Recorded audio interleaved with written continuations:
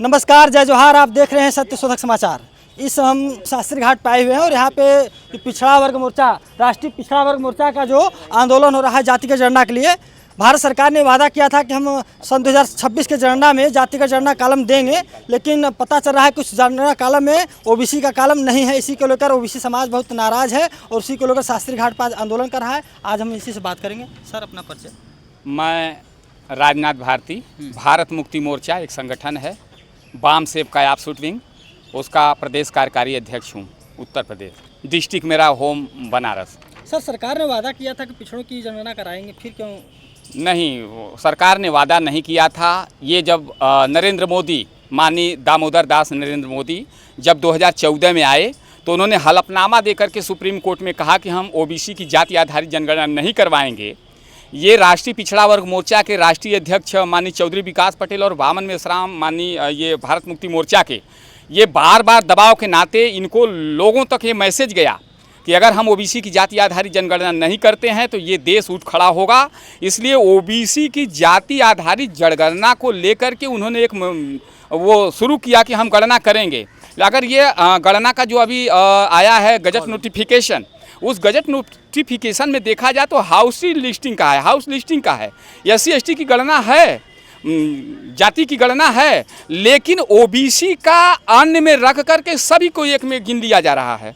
भारत में ओबीसी की गणना 60 से 70% है जी, और सरकार 60 से 70 साल चली जी। तो क्या ओबीसी समाज के लोग सरकार पर दबाव बनाने में असफल रहे? ओबीसी के सरकार, अगर मैं बात करूं डॉक्टर अंबेडकर की, तो डॉक्टर अंबेडकर जिस समय संविधान लिख रहे थे उस समय सरदार पटेल भी मौजूद थे और उस समय कुछ हमारे ओबीसी के और नेता थे। बल्कि डॉक्टर अंबेडकर ने कहा कि मेरा नाम लेकर के, जाधवराव भास्कर जो यादव के उस समय नेता थे, उस समय कहा डॉक्टर अंबेडकर ने कि मेरा नाम लेकर के जाओ बोलो कि डॉक्टर अंबेडकर कह रहे हैं जैसे एससी एसटी का प्रतिनिधित्व लिखा जा रहा है वैसे ओबीसी का भी प्रतिनिधित्व लिखा जा।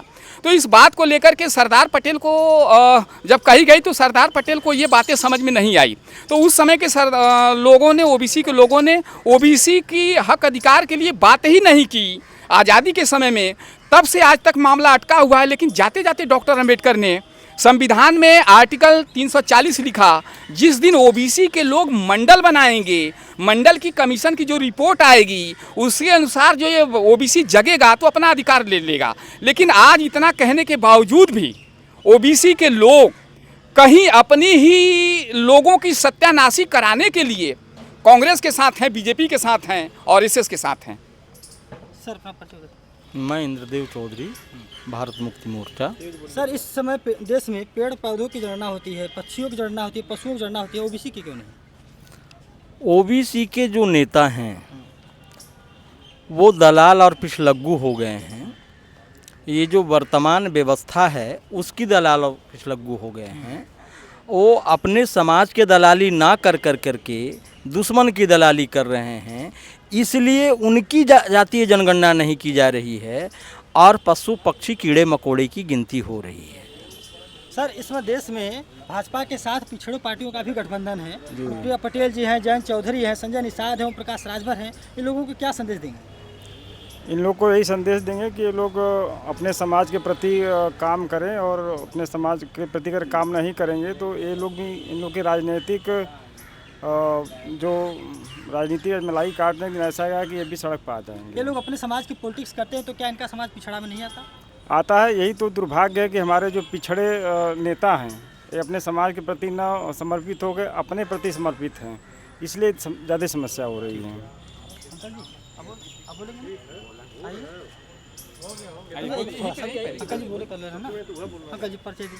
हमारा गांव सभा जलालपुर, मैं रामचंद्र पटेल, तहसील पिंडरा, जिला वाराणसी का मैं रहने वाला हूँ। आप किस चीज़ के लेकर आंदोलन कर रहे हैं? हम आंदोलन में भाग ले रहे हैं सर। आंदोलन यही है कि हमारा जनगणना क्यों नहीं कराया जा रहा है ओबीसी, जबकि ओबीसी समाज से माननीय मोदी जी आते हैं और उन्होंने वादा किया है कि हम ओबीसी से हैं, लेकिन वो ओबीसी से अगर हैं तो खाली दिखावटी हैं, मुखौटा बांध करके कि सामाजिक स्तर से हैं, उस पर तो संदेह है। ओबीसी के केंद्र प्रधानमंत्री हैं, हाँ, राज्य में राज्यपाल भी हैं, हाँ, 4 पार्टियां गठबंधन में ओबीसी की हैं, जी। इनमें गणना क्यों नहीं हो रही है? इसलिए गणना नहीं हो रही कि हमारे सारे ओबीसी के जो नेतागण हैं वह पिछलग्गू हैं और अपने स्वार्थ में सब व्यस्त हैं।